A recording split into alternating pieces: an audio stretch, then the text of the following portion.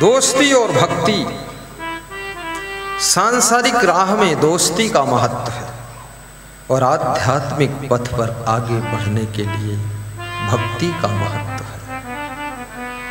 भक्ति के बिना तुम अध्यात्म की राह पर चलने में कमजोर हो जाते हो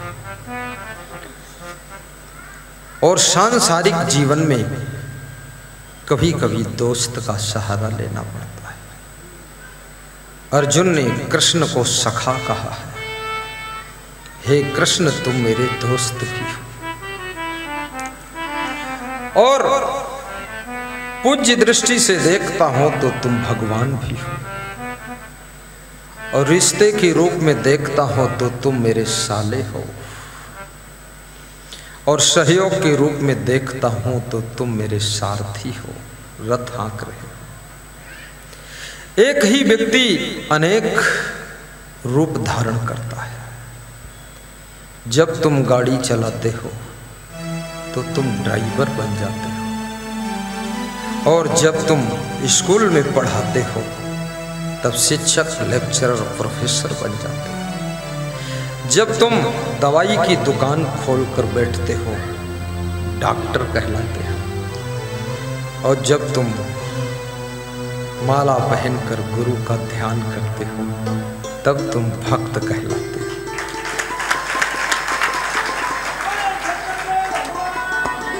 जय।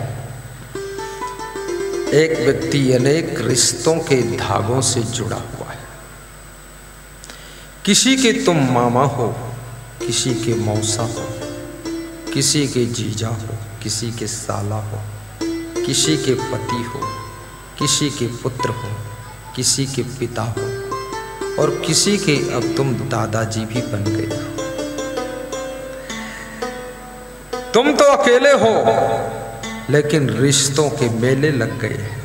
रिश्ते बहुत हैं, और रिश्तों में अगर पवित्रता हो तो रिश्तों में भी रस आता है।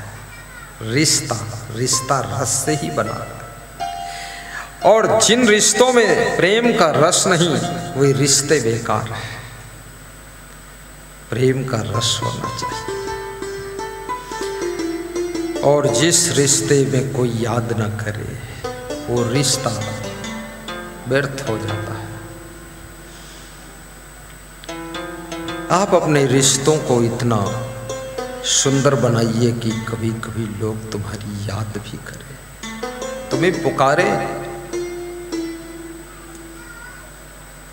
और परमार्थ का रिश्ता गुरु शिष्य का रिश्ता है। ये भी बड़ा विचित्र रिश्ता है, गुरु शिष्य का रिश्ता।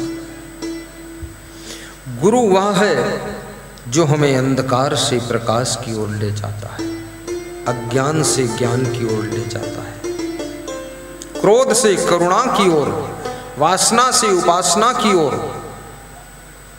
और स्वार्थ से परमार्थ की ओर।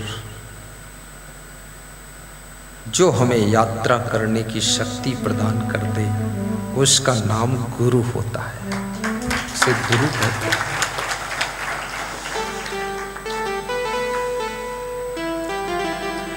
लोभ से दान की ओर, आलस्य से पुरुषार्थ की ओर, कठोरता से कोमलता की ओर, अहंकार से नम्रता की ओर जो यात्रा कराता है उसे गुरु कहते हैं, उसे गुरु कहते हैं। जब आपको बहुत क्रोध आने लगे तो समझ लेना अब तुम्हारे भविष्य और भाग्य को बिगड़ने की घंटी बज रही है। और जब माता पिता के ऊपर क्रोध आने लग जाए तो समझ लेना अब तुम्हारे जीवन का अंजाम बुरा होने वाला है। और जब तुम्हें तुम्हारे गुरु के ऊपर भी क्रोध आने लग जाए तो ज्यादा सावधान हो जाए, क्योंकि अब पूरा प्रलय होने वाला है। और जब तुम्हें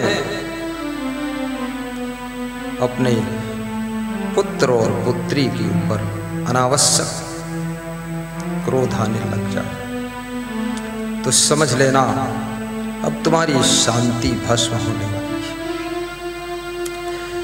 गलतियां हर इंसान से होती है, लेकिन क्षमा भी इंसान करता है। गलती करने वाला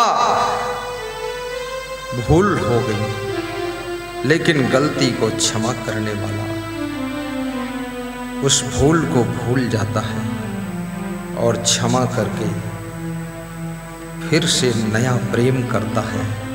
वह व्यक्ति पुरुष नहीं है, वो पुरुषोत्तम है, वो नारी नहीं है, वो नारायणी है। और नारायणी कोई बात भी हो जाए तो मन में गांठ न बनाना। कितने लोग एक बार बात हो जाए तो इतनी मजबूत गठान बांधकर रख लेते हैं, 10 वर्ष 20-20 वर्ष तक उस गठान को ढोते रहते हैं और कहते हैं कि हमारे दिल में घाव हो गया है, अब कभी ये बात भूलेगी नहीं। वाह, क्या बात करते हैं। सभी घाव अच्छे हो जाते हैं। इस घाव की भी दवा है। गलती जिससे हुई उसको क्षमा कर दीजिए और स्वयं सरल बन जाइए। चाहे जितना बड़ा घाव हो, सब ठीक हो जाएगा।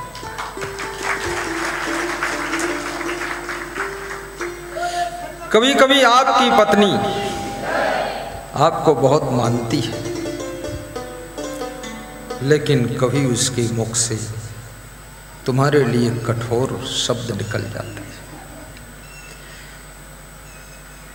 और कठोर शब्द निकलने के बाद वो पछताती भी है और पछताने के बाद माफ़ी मांगने को भी विचार करती है, पर माफ़ी मांगने में शर्म लगती है तो मांगती तो नहीं है, लेकिन भीतर भीतर दिल दुखता है कि जिस पति के लिए मायका छोड़ दिया, परिवार छोड़ दिया, उस पति के लिए क्या छोटा सा क्रोध नहीं छोड़ सकती हूँ? ये भी छोड़ सकती हूँ। फिर वो ठंडी हो जाती धीरे धीरे। अपनी पत्नी को भी क्षमा कर दिया करो और बिना क्षमा के, बिना भूल को स्वीकार किए, बिना को भूल को भूले कोई रिश्ता टिक नहीं सकता है। रिश्तों को मजबूत करने की दवाई यही एक है कि बस सुबह से शाम तक क्षमा भी कर दिया करो, क्षमा मांग भी लिया करो और सरल हो जाया करो और कह दिया करो कोई बात नहीं, ठीक है, सब अच्छा है। ऐसे करो। उलझन को मन में बिठाकर मत रखिए, क्योंकि आपका मन मंदिर है, दिल देवालय है, तन तीर्थ है और आपकी दृष्टि कृपा दृष्टि होना चाहिए और आपका जीवन सबके लिए खुशियां प्रदान करने लायक होना चाहिए।